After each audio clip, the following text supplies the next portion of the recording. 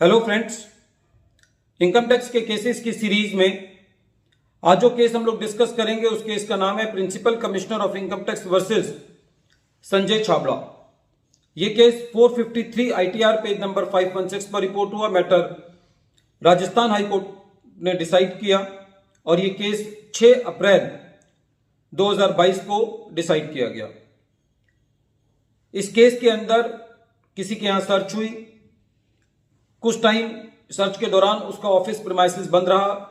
उसी दौरान उसकी स्टेटमेंट रिकॉर्ड की गई सेक्शन 132 सबसेक्शन 4 के अंदर, जो कि स्टेटमेंट उस एसएससी के द्वारा विड्रॉ कर ली गई 5 महीने बाद।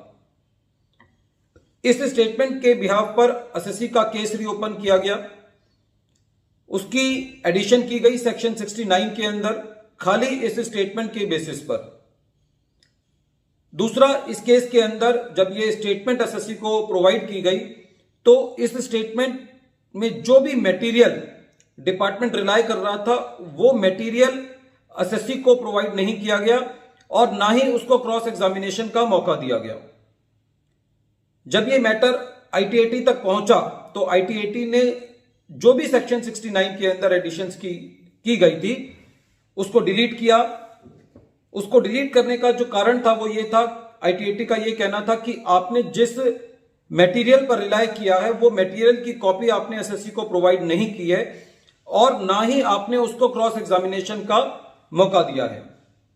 इसके विरुद्ध जो डिपार्टमेंट है वो इस बात पर कंटेस्ट कर रहा था कि प्रेजेंट केस के अंदर एसएससी ने एक ऐसी कंपनी में पैसा लगाया है जो कि कंपनी उसके लिए वर्थ नहीं करती और ह्यूमन प्रोबेबिलिटी के कंसेप्ट पर डिपार्टमेंट ने एडिशन किया है। बहरहाल आईटीएटी ने एसएससी को रिलीफ दिया, इसीलिए डिपार्टमेंट जो है वो हाई कोर्ट में था।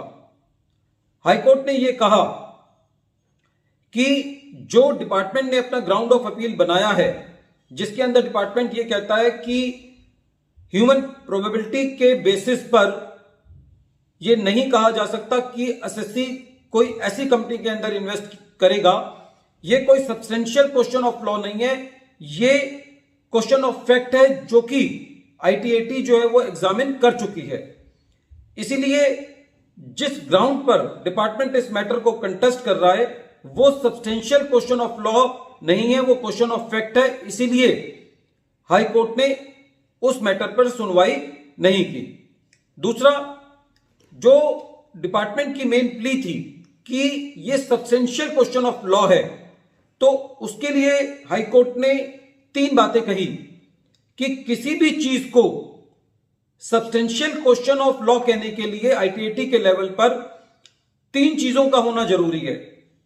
पहला, हाई कोर्ट ने यह कहा कि इस केस के अंदर आईटीएटी ने कोई भी ऐसी फाइंडिंग नहीं दी है जो कि फैक्ट्स को इग्नोर करके दी हो या वो किसी भी एविडेंस के आधार पर ना हो।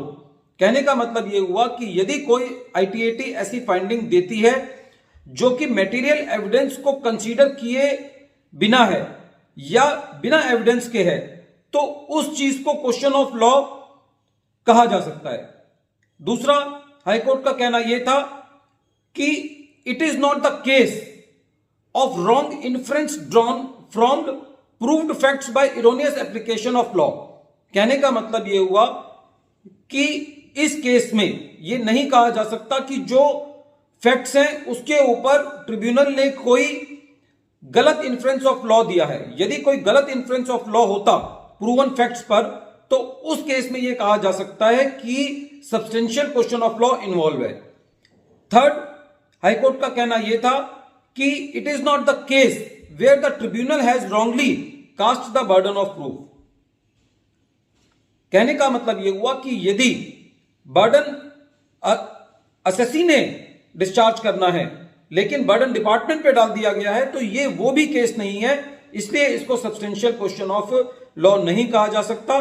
और प्रेजेंट फैक्ट्स एंड सर्कमस्टांसेस के केस में जहां पे डिपार्टमेंट ने एसएससी को मटेरियल नहीं प्रोवाइड कराया है, क्रॉस एग्जामिनेशन का मौका नहीं दिया है, तो ऐसे केसेस के अंदर सेक्शन 69 का जो एडिशन है खाली स्टेटमेंट के बेसिस पर और जो स्टेटमेंट 5 महीने बाद विड्रॉ कर ली गई है तो उस बेसिस पर उस एसएससी का एडिशन नहीं किया जा सकता।